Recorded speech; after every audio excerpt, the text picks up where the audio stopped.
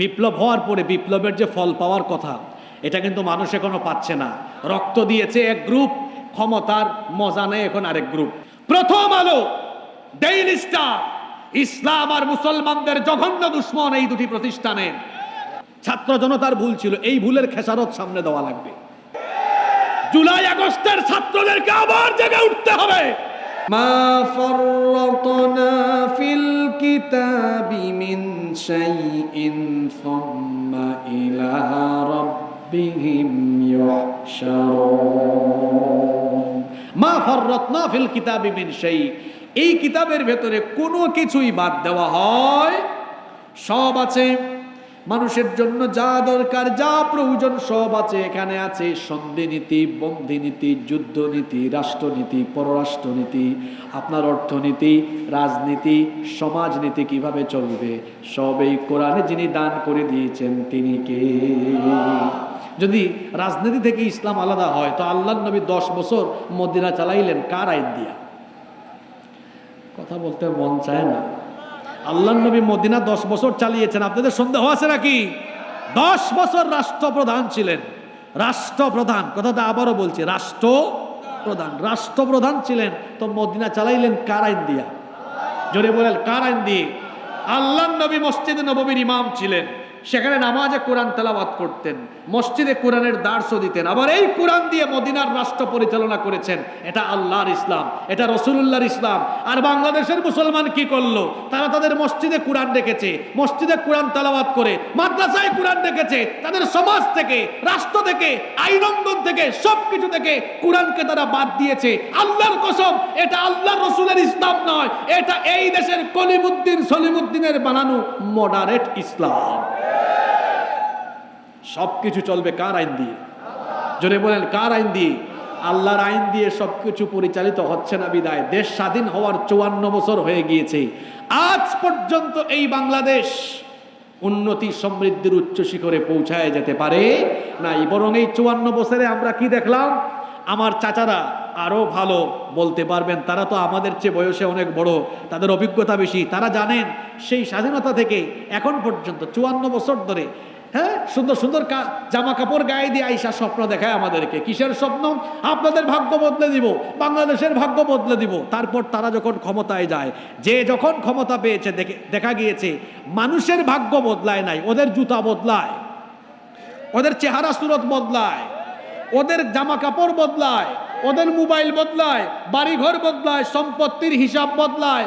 অর্থাৎ তারা নিজেদের ভাগ্যের উন্নয়ন ঘটিয়েছে, মানুষের ভাগ্যের আর উন্নয়ন হয় নাই। যতদিন পর্যন্ত কোরআন দিয়ে রাষ্ট্র পরিচালনা না হবে আর কোরআনওয়ালা লোকদের কাছে রাষ্ট্রীয় দায়িত্ব সুপর্দ করা না হবে, ততদিন পর্যন্ত বাংলাদেশে সুখ শান্তি আসা এটা অসম্ভব ব্যাপার। এজন্য কোরআনের আইনের দরকার আছে না নাই? আজকে আমি বড় আফসোস করে লিখেছিলাম যে জুলাই আগস্টে একটা বিপ্লব হলো বাংলাদেশে। বিপ্লব হওয়ার পরে বিপ্লবের যে ফল পাওয়ার কথা, এটা কিন্তু মানুষ এখনো পাচ্ছে না। রক্ত দিয়েছে এক গ্রুপ, ক্ষমতার মজা নেই এখন আরেক গ্রুপ। কথা বুঝতেছেন না? রক্ত দিয়েছে এক গ্রুপ, ক্ষমতার মজা নেই। এই যে বর্তমান উপদেষ্টা পরিষদে যারা আছে, হাতে গোনা 3-4 জন ছাড়া আপনারা আমাকে বলেন বাকিদের এই আন্দোলনে বিপ্লবে কি ভূমিকা ছিল এদের, কি অবদান ছিল এদের? তো এরা ফ্যাসিজমের বিরুদ্ধে নতুন বাংলাদেশ রূপ দিতে বিপ্লবী চেতনা কেমনে লালন করবে আপনারা আমাকে বলেন? যারা রক্ত দিয়েছে, জীবন দিয়েছে, মজলুম হয়েছে, সেই মজলুমদেরকে দেশ পরিচালনার দায়িত্ব দিলে বিপ্লবী চেতনায় তারা দেশকে পরিচালনা করবে। এটা আমাদের ভুল ছিল, ছাত্র জনতার ভুল ছিল। এই ভুলের খেসারত সামনে দেওয়া লাগবে, এই ভুলের খেসারত সামনে দেওয়া লাগবে। এই দেশের চিত্র জুলাই আগস্টে অন্যরকম হয়েছে, আলাদা একটা চেতনায়, যে এই দেশে কোনো জুলুম আর চলবে, কোনো ফ্যাসিজম চলবে। এখন কি হচ্ছে? প্রথম আলো, ডেইলি স্টার, ইসলাম আর মুসলমানদের জঘন্য দুশ্মন এই দুটি প্রতিষ্ঠানের। এই দুটি প্রতিষ্ঠানের লোক যারা, তাদেরকেই রাষ্ট্র পরিচালনা এখন বসিয়ে দেওয়া হচ্ছে। জুলাই আগস্টের ছাত্রদেরকে আবার জেগে উঠতে হবে। বাংলাদেশ কি নাট্যমঞ্চ নাকি, যে এখানে নাটক আর সিনেমার প্রযোজককে এনে রাষ্ট্র পরিচালনার দায়িত্ব দিতে হবে? যারা LGBTQ প্রমোট করে অশ্লীলতা, বেহায়াপনা, সমকামিকাকে যারা বাংলাদেশে প্রমোট করে তাদেরকে বাংলাদেশে দায়িত্ব দিতে হবে। বাংলাদেশ পরিচালনার জন্য কি যোগ্য মানুষ বাংলাদেশে এত অভাব পড়েছে নাকি? ছাত্রদেরকে ঘুমিয়ে থাকলে চলবে না। রক্ত দিয়েছেন ব্রাক ইউনিভার্সিটির আসিফ সাহেব, কথা বুঝেন নাই? জেল খেটেছেন কে? আসিফ সাহেব। লুক পান্না বসানোর জুলাই আগস্টের সমন্বয়করা কোথায়? তোমরা পাও নাই কেন মাসুদ? তোমরা মানুষ পাও নাই কেন? আসিফ সাহেবকে উপদেষ্টা পরিষদে ঢুকানো উচিত ছিল।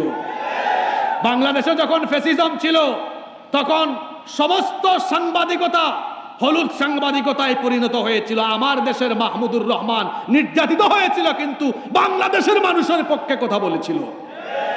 ছাত্র জনতা কোথায়? মানুষ খুঁজে পায় না। মাহমুদুর রহমানকে দায়িত্ব দেওয়া উচিত ছিল। নাটক ফাটকের লোক এনে এখানে দিয়ে দেওয়া হচ্ছে, তারপরে ফ্যাসিজমের দূষরদেরকে দেওয়া হচ্ছে। এই বিপ্লব যে উদ্দেশ্যে সংগঠিত হয়েছে সেই উদ্দেশ্য ব্যাহত হতে চলছে। এখনো সময় আছে, এখনো সময় আছে। আবার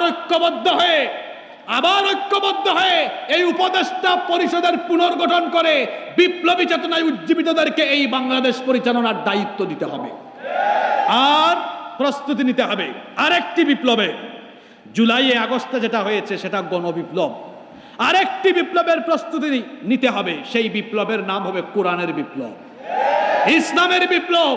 সেটার জন্য এই যে 9টা কাজ বলে গেলাম, এই 9টা কাজ ধাপে ধাপে করতে হবে। ধাপে ধাপে এই 9টা কাজ যদি আমরা করতে পারি। কোন 9টা কাজ? আসেন আবার মনে করিয়ে দেই। 1 নাম্বার, কোরআনের উপর ঈমান আনতে হবে। কোরআন ছাড়া কোনো মুক্তি।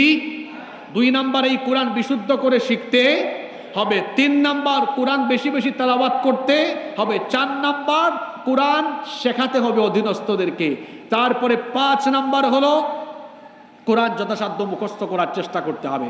6 নাম্বার, কোরআন বুঝার চেষ্টা করতে হবে। 7 নাম্বার, কোরআন অনুযায়ী আমল করতে হবে। 8, কোরআনের দাওয়াতের প্রচার করায় নিজেকে সামিল করতে হবে। 9 এবং সর্বশেষ হলো কোরআনের রাষ্ট্র প্রতিষ্ঠার জন্য প্রাণান্তকর প্রচেষ্টা, জিহাদ ফি সাবিলিল্লাহ, নিজেকে সামিল করতে হবে। এই 9টি কাজের মধ্য দিয়ে কোরআনের বিপ্লব সংগঠিত হবে এই 9টা ফর্মুলা আমার নয়, এটা রাসূলুল্লাহর ফর্মুলা।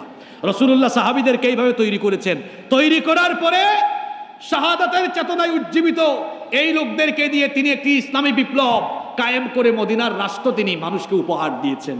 এইভাবে করে এই বাংলাদেশে সুখ, শান্তি, ইনসাফ ফিরিয়ে আনার জন্য ছাত্ররা যেটা বলে উই ওয়ান্ট জাস্টিস, সেই ইনসাফ কায়েম করতে হলে আল্লাহর কোরআনের বিধান বাস্তবায়ন করা ছাড়া বিকল্প কোনো পথ নাই। কোরআনের যে 9টা দাবির কথা বললাম, আমাদের উপরে কোরআনের যে 9টি হক রয়েছে, এই 9টি হক 9টি দাবি পূরণের তৌফিক আল্লাহ যেন আমাদেরকে দান করেন। আমরা সবাই বলি আমিন। মাহফিলের সম্মানিত সভাপতি সাহেবের সমাপনী বক্তব্য থাকলে আমরা শুনব, না থাকলে অনুমতি পেলে আমরা মুনাজাতের মাধ্যমে শেষ করব ইনশাআল্লাহ।